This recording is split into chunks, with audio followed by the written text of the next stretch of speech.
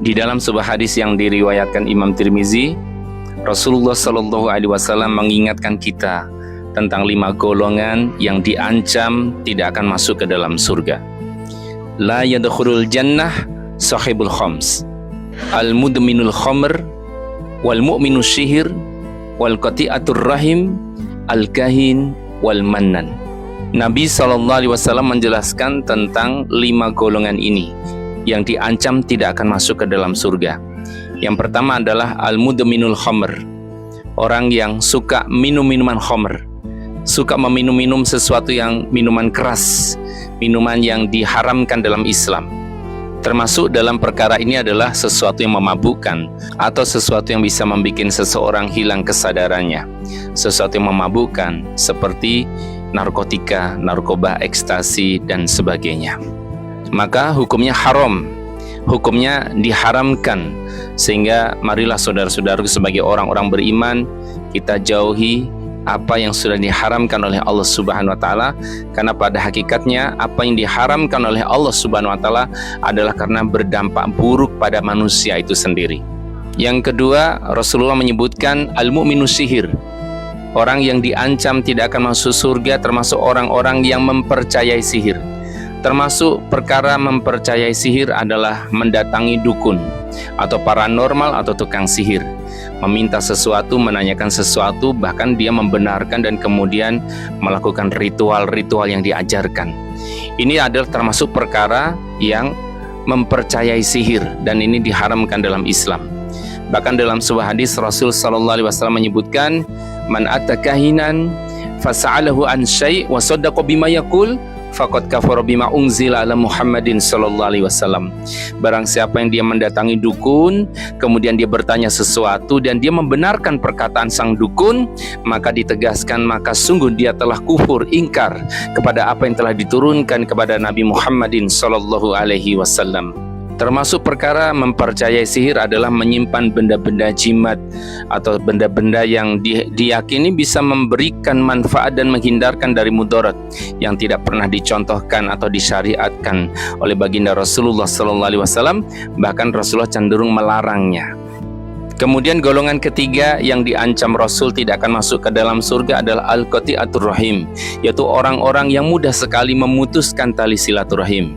Mungkin hanya karena masalah-masalah sepele, masalah-masalah yang sebetulnya bisa diselesaikan secara kekeluargaan, dengan kepala dingin, dengan niat untuk mencari kebaikan dan kemaslahatan bersama.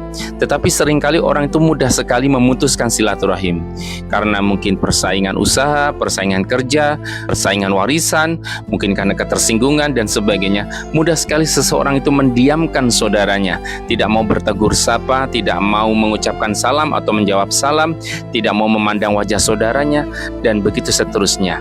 Terputusnya silaturahim adalah sebuah perkara yang sangat buruk dan tercela. Kemudian golongan keempat yang disebutkan Rasul akan diancam tidak akan masuk ke dalam surga adalah al-kahin, yaitu dukun itu sendiri, orang yang berprofesi sebagai tukang sihir, orang yang berprofesi sebagai paranormal, tukang sihir atau dukun. Maka dia diancam oleh Rasul, la yadkhulul jannah, tidak akan masuk ke dalam surga kecuali pelakunya adalah bertaubat dengan taubatan nasuha kepada Allah Subhanahu wa Ta'ala dan meninggalkan sihirnya, meninggalkan perdukunannya. Kemudian golongan kelima yang diancam Rasul tidak akan masuk ke dalam surga adalah al-mannan, yaitu seseorang yang mengungkit-ungkit lagi pemberiannya, bahkan dengan menyakiti hati daripada orang yang diberinya. Perkara ini tidak boleh dilakukan, karena ketika seseorang memberi, hendaknya dia ikhlas lillahi ta'ala, karena Allah Ta'ala. Jadi orang memberi atau orang menolong atau menyenangkan orang lain atau membantu meringankan orang lain itu adalah karena Allah, karena merupakan sebuah akhlak yang mulia. Sehingga ketika ada masalah, ada sesuatu hal di kemudian hari, tidak boleh kita mengungkit-ungkit pemberian kita, karena ketika kita mengungkit-ungkit pemberian kita, itu artinya kita sudah tidak ikhlas lagi. Dan perkara yang membuat kita tidak ikhlas otomatis menggugurkan pahalanya. Apalagi ketika kemudian diikuti dengan menyakiti hati dari orang yang kita beri, dengan mengucapkan kata-kata yang kotor, kata-kata yang merendahkan, kata-kata yang menghinakan, membuli dan sebagainya. Tentu ini adalah tajamnya lidah yang bisa menyakiti hati saudara kita atau melukai saudara kita. Dan ini adalah sebuah perkataan-perkataan yang sangat buruk dan tercela. Maka marilah kita belajar dari hadis ini, kita hindari perkara-perkara yang bisa menyebabkan kita diancam oleh Allah tidak akan masuk ke dalam surga. Hindari minum-minuman khamr yang memabukkan, hindari dari mempercayai sihir dan semua perdukunan dan sesuatu yang menyebabkan kita jatuh pada perbuatan syirik dan musyrik.